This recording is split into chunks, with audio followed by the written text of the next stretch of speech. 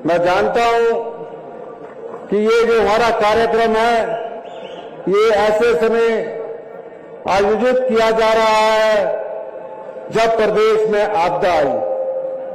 और मैं एक बात और स्पष्ट कर देना चाहता हूं कि आज हम लोग इस कार्यक्रम के माध्यम से कुछ चीजें आपके सामने लाना चाहते हैं। 1 वर्ष पहले जब कांग्रेस पार्टी ने आज के दिन जब मुझे ये जिम्मेवारी दी थी, जिसकी मैं कभी कल्पना में नहीं कर सकता था, मेरे राजनीतिक जीवन में, मेरे राजनीतिक परिवार से कोई राजनीति में नहीं था। मैंने जीवन में राजनीति शुरुआत से की, बचपन से की, पर इस आशा के साथ कभी राजनीति नहीं की कि मुझे कोई पद चाहिए। कांग्रेस पार्टी ने मेरी 40 साल की तपस्या को देखते हुए मुझे जब मुख्यमंत्री का पद सौंपा तो मेरे मन में एक आशा थी। वो आशा कि क्या आज मुझे इस प्रदेश की सेवा करने का मौका मिला है, और इस सेवा करने के मौके में हमें रूटीन गवर्नमेंट की तरह नहीं चलना है। हमें समाज के अंतिम व्यक्ति तक पहुंचना है, उस अंतिम व्यक्ति तक जिसकी पीड़ा को हम लोग जानते हैं। मेरे परिवार से कभी किसी ने राजनीतिक जीवन में कदम नहीं रखा। मैं एक आम परिवार से आता हूं, कर्मचारी परिवार से आता हूं, किसान परिवार से आता हूं, और आम आदमी का दर्द मैं अच्छी तरह से जानता हूं।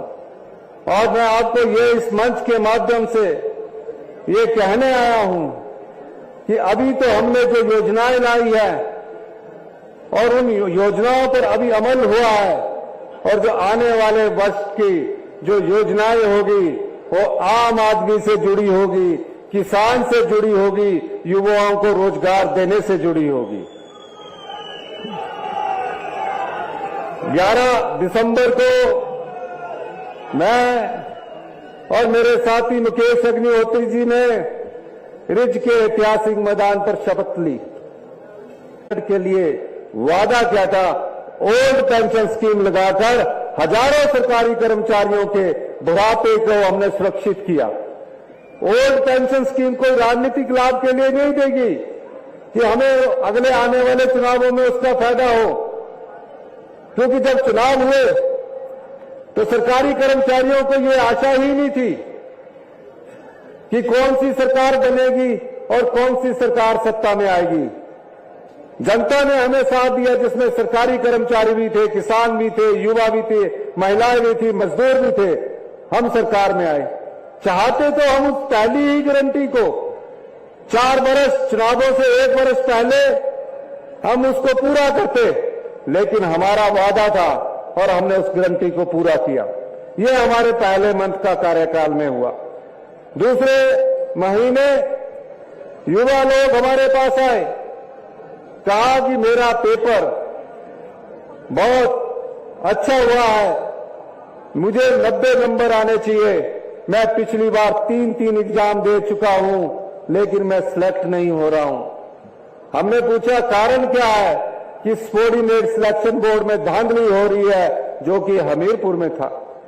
हमने जाल बुना और उस जाल में हमने जब पाया कि सबॉर्डिनेट सिलेक्शन बोर्ड के कर्मचारी पेपर लीक किया करते थे, और पिछले 4 साल से जो भारतीय जनता पार्टी की सरकार थी, ये गोरख धंधा चला हुआ था। हमने तुरंत प्रभाव से इस भ्रष्टाचार पर लगाम लगाने के लिए सबॉर्डिनेट सिलेक्शन बोर्ड को बंद किया, और युवाओं के साथ जो अन्याय हो रहा था, उस अन्याय को हमने रोकने का पूरा प्रयास किया।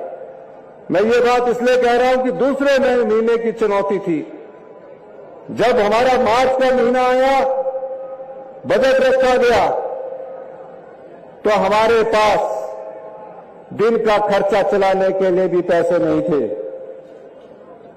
14,000 करोड़ का खर्चा इस भारतीय जनता पार्टी की सरकार ने 2022-23 में कि चुनाव कैसे जीते जाने हैं, इन्होंने 14,000 करोड़ रुपए का कर्जा उठाया और उस कर्जे के बोझ को आज कांग्रेस पार्टी को ढोना पड़ रहा है। जब हमने बजट देखा, 75,000 करोड़ का कर्जा हिमाचल के आम नागरिकों पर चढ़ा हुआ था। मुकेश अग्निहोत्री जी के नेतृत्व में एक कमेटी बनी, व्हाइट पेपर विधानसभा में रखा गया। इस सभागार में जितने भी लोग आए हैं या जितने भी मेरी आवाज सुन रहे हैं, आज सब पर 1,02,000 रुपए का कर्जा चढ़ा हुआ है। हमारी योजनाएं कैसे आगे बढ़े, किसान को कैसे लाभ मिले, युवाओं को कैसे रोजगार मिले, इस बारे में मंत्रिमंडल के सदस्यों के साथ रात के 2-2 बजे तक हम चर्चा करते रहे। और हम जब बजट बनने लगा, हमने ये वादा अपनी जनता के साथ किया कि हम आत्मनिर्भर हिमाचल की नींव रखेंगे और हम जो व्यवस्था पिछले 40 साल से चली आ रही है, उस व्यवस्था को परिवर्तित करेंगे और दिन रात मेहनत करके हम उस व्यवस्था परिवर्तन में लग गए। हमने इसीलिए कहा कि हम सत्ता में सिर्फ इसलिए नहीं आए हैं, हमें बड़ी गाड़ियां चाहिए, सुख चाहिए, आराम चाहिए। हमने ऐसी व्यवस्था लाई कि जिसमें आज आम आदमी और खास आदमी में कोई फर्क नहीं रखा गया। जो आम आदमी आज हिमाचल के रेस्ट हाउसों में, सदन में और भवन में किराया देता है, वही हमारे विधायकों को देना पड़ता है। ये बात मैं इसलिए कह रहा हूं, ये 40 साल से ये व्यवस्था ऐसी चली हुई थी कि जो काम होते थे उन कामों को सालों लग जाता था। हमने कहा ये काम, ये टेंडर अवार्ड आपको महीने के अंदर करने हैं और उस व्यवस्था के रूप में हम आगे बढ़े हैं। जब हमारा बजट प्रस्तुत हुआ, हमने उसमें एक दिशा रखी है। उस बजट के माध्यम से हमने ये आत्मनिर्भर हिमाचल की नींव रखी है। आने वाले सालों में आप देखेंगे कि हिमाचल प्रदेश आने वाले 4 सालों में 2027 तक आत्मनिर्भर प्रदेश बनेगा और 10 साल में हिमाचल प्रदेश 2032 तक हिमाचल प्रदेश हिंदुस्तान का सबसे समृद्ध और अमीर राज्य बनेगा।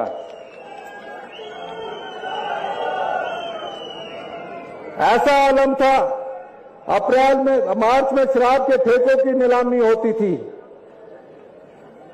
शराब के ठेकों की नीलामी में 10% बढ़ाकर ठेके दे दिए जाते थे।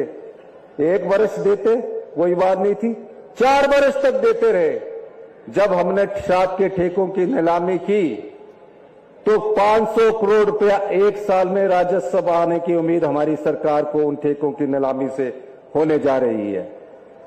500 करोड़ रुपया जहां 180 करोड़ रुपया आता था। रघुवीर सिंह बाली जी सब जगहों में इन्होंने विजिट करके अधिकारियों की बैठक रखी। इतिहास की सबसे बड़ी आपदा थी। कई घर उजड़ गए। एक एक पाई जोड़कर कोई गरीब आदमी, कोई आम आदमी अपना घर बनाता है। 4,000 घर पूर्णतया क्षतिग्रस्त हो गए। 13,000 घर आंशिक रूप से क्षतिग्रस्त हो गए। 50,000 के करीब पशुशालाएं, जो काउ शेड है, पूरी तरह उजड़ गए। हम दिन रात मेहनत करते रहे, भारत सरकार से ये अनुरोध करते रहे कि हमें स्पेशल रिलीफ पैकेज दीजिए। हम बार बार प्रधानमंत्री से भी मिले, गृह मंत्री से भी मिले, लेकिन जब बीजेपी की जो विधायक दल के नेता है, विधायक है, कहते रहे कि विधानसभा सेशन बुलाइए। हमने कहा हम विधानसभा सेशन जरूर बुलाएंगे, लेकिन थोड़ा इंतजार कीजिए। लेकिन वो बार बार एक ही स्टेटमेंट देते रहे। जब हमने विधानसभा का सेशन बुलाया, हमने उनके प्रस्ताव को सरकारी संकल्प मान लिया। आपदा पर बहस हुई, 3 दिन तक बहस चली, हम पर आरोप लगते रहे। और जब आपदा प्रभावित परिवारों के लिए उस संकल्प में वोट देने की बात आई, तो भारतीय जनता पार्टी का पूरा विधायक दल उस विधानसभागार में चुप होकर बैठा रहा, मूक होकर बैठा रहा। वो प्रभावित परिवारों के साथ खड़े नहीं हुए।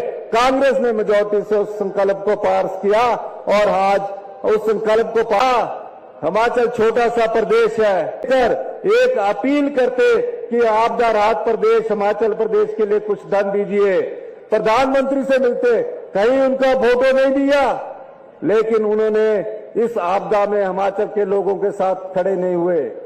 आपके पास समय है, कौन खड़ा हुआ आपदे के साथ? हम लोग खड़े हुए। हमारे पास साधन नहीं थे, कर्जे के बोझ के नीचे हम दबे हुए थे। हमने कहा नहीं, हिमाचल के जो 16,000 परिवार उजड़ गए हैं, जिस गरीब का घर उजड़ा है, जिस माता का घर उजड़ा है, जिस किसान का घर क्षतिग्रस्त हुआ है, उसके लिए हिमाचल प्रदेश सरकार खड़ी होगी।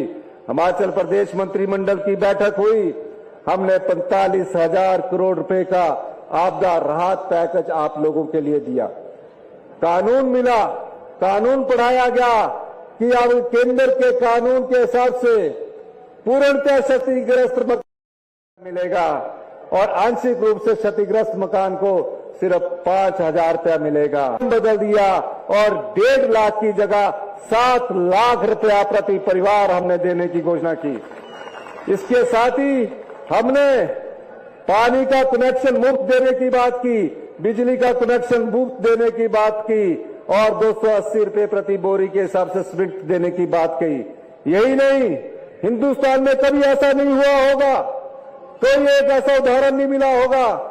जब आपदा आई, हमने बोला कि आपदा प्रभावित जो परिवार अपने गांव में रहना चाहता है, उसे 5,000 रुपया गांव में रहने के लिए मकान का किराया मिलेगा, शहर में रहने के लिए 10,000 रुपया किराया मिलेगा और 31 मार्च 2024 तक गैस का सिलेंडर और मुफ्त अनाज हमारी सरकार ने इसको देने का प्रावधान किया। ये संवेदनशील सरकार है, ये आपकी भावनाओं की कदर करना जानती है, लेकिन भारतीय जनता पार्टी के लोग आज तक यही नहीं आपदा में एक पैसा पर पूछते, आए दिन गारंटियों की बात करते हैं। हम तो गारंटियों से भी आगे बढ़कर आपके लिए सोचते हैं। 1 साल में हमने 3 गारंटियां पूरी की है। पहली गारंटी ओपीएस की पूरी की।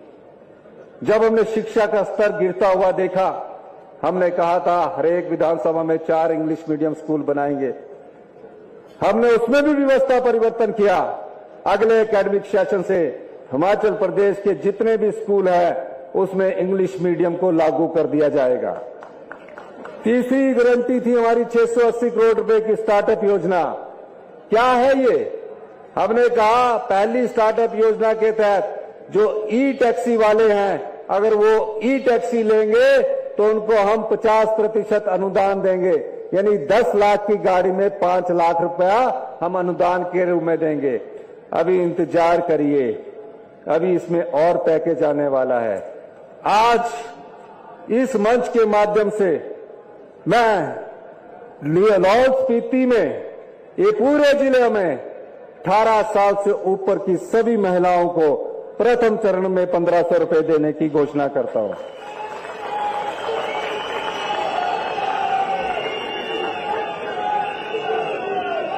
ये बात मैं इसलिए कह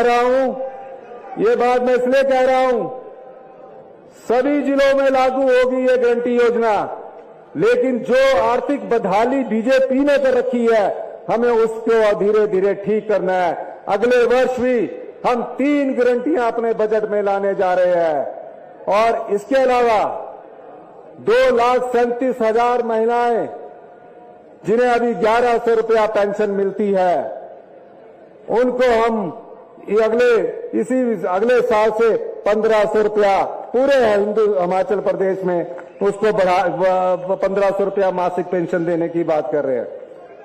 किसान, एक बात मैं और कहना चाहता हूं, गारंटी के अलावा हमने अनाथ बच्चों के लिए एक योजना लाई, मुख्यमंत्री सुखाश्रय योजना। हिंदुस्तान में पहला कानून बनाकर उन बच्चों को हमने एक आश्रय दिया है जिन बच्चों ने अपनी माता को खो दिया, अपने पिता को खो दिया, उन्हें चिल्ड्रन ऑफ द स्टेट का दर्जा हमारी सरकार ने इस वित्तीय वर्ष में दिया है और उनको लाभ भी मिलना शुरू हो गया। इसी के साथ जितनी विधवा महिलाएं हैं 18 से 60 साल के बीच में, उनके बच्चे जो स्कूली एजुकेशन और कॉलेज की एजुकेशन पढ़ना चाहते हैं, अगले वित्तीय वर्ष से वो चाहे डॉक्टर बने, वो चाहे इंजीनियर बने, वो चाहे आईआईटी में जाए, वो चाहे आईआईएम में जाए, उन सारी विधवा माताओं के बच्चों की सुरक्षा और पढ़ाई का खर्चा हिमाचल प्रदेश सरकार उठाएगी। इसे अगले साल से सरकार उठाएगी। इसके अलावा अगले साल के बजट में हम किसानों के लिए जो दूध उत्पादक है और जो गोबर की बात कर रहे हैं कि 2 रुपए किलो गोबर, किसान की समृद्धि कैसे हो, किसान कैसे दुग्ध उत्पादक से प्राकृतिक खेती की तरफ जाए, हमारी सरकार आने वाले बजट में उसका भी प्रावधान करने जा रही है। लेकिन आज मैं देखता हूं जो दूध पालक है उनसे सरकार 31 रुपए प्रति लीटर के हिसाब से दूध खरीदती है। इस मंच के माध्यम से मैं कहना चाहता हूं कि जनवरी से जो 31 रुपए हमारी मिल्क फेडरेशन बेचारे किसान से जो 31 रुपए लीटर दूध खरीद रही है, उसमें 6 रुपए बढ़ाने की मैं घोषणा करता हूं। जनवरी से 37 रुपए हम किलो प्रति वो दूध खरीदेंगे। ये बजट के अलावा मैं घोषणा कर रहा हूं, लेकिन ये सब चीजें उस समृद्ध हिमाचल की ओर अग्रसर हो रही है जिसकी नींव हमने डाली है। और आने वाले समय में हम एक ऐसी सोलर योजना लाने जा रहे हैं। आप हमें 6 कनाल जगह दीजिए, 3 बीघा जगह दीजिए, हम आपको 20,000 रुपया पर मंथ हमारी सरकार देगी और 2,40,000 हमारी सरकार हर साल का देगी। वो ऐसी योजना हम युवाओं के लिए लाने जा रहे हैं। इसलिए ये कुछ एक चीजें मैं युवाओं से संबंधित भी करना चाहता हूं। युवा का भविष्य कैसे उज्जवल हो, इस दिशा में हमारी सरकार ने काम किया। 2,27,000 छात्र जियो आईटी के 817 पोस्ट कार्ड में बैठे।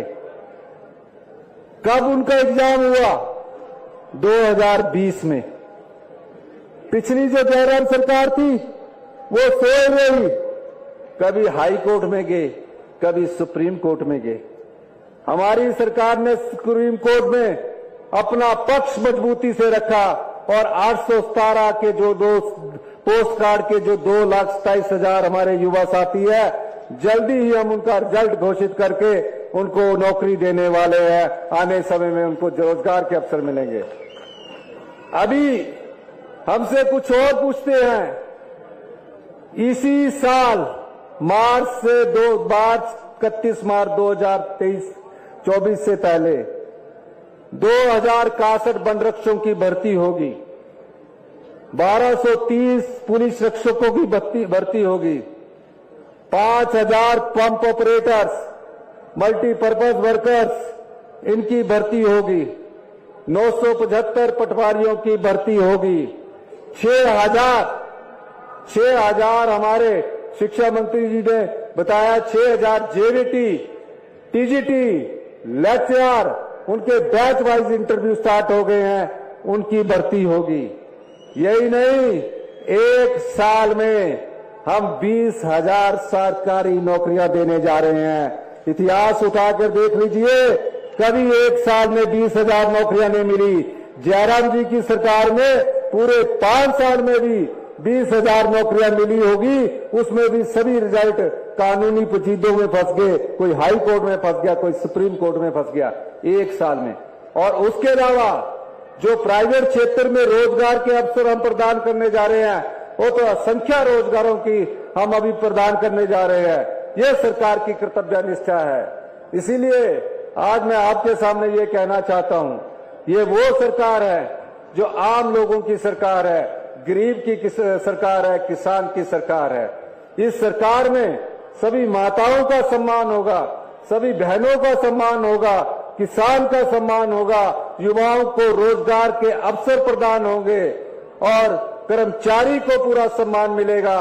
लेकिन उसके लिए आप लोगों का हमें साथ चाहिए, हमें थोड़े कड़े फैसले लेने पड़ेंगे। कड़े फैसले आपके हित में हैं। हम कोई रूटीन की सरकार नहीं चलाना चाहते कि आज सत्ता में आए 5 साल बाद बदलना है, आंखें बंद करके सरकार चलाइए, जैसे कि पिछले जयराम ठाकुर जी ने आंखें बंद करके सरकार चलाई। हम सरकार में व्यवस्था परिवर्तन करना चाहते हैं। 1 साल में जो हमने व्यवस्था परिवर्तन किया है, उस व्यवस्था परिवर्तन अब आपको धरातल में दिखने को मिलेगा। इन्हीं शब्दों के साथ एक बार फिर से मैं हिमाचल की जनता का धन्यवाद करता हूं। आप देखते रहिए, आने वाला समय आपका है, हिमाचल का है। 10 साल में हिमाचल हिंदुस्तान का सबसे समृद्धशाली और अमीर राज्य बनेगा।